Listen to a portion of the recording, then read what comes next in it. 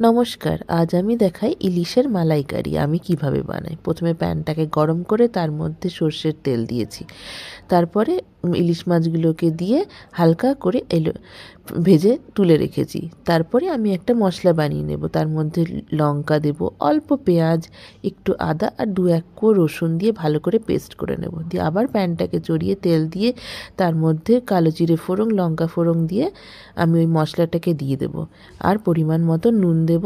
দিয়ে ভালো করে ওটাকে মশলাটাকে কষিয়ে নেব যাতে রসুনের গন্ধটা চলে যায়। আর ভালো মতন কষানো হয়ে গেলে তার মধ্যে আমি আলাদা করে একটু নারকেলের দুধ বার করে রেখেছিলাম, সেই দুধটাকেও দিয়ে দেব।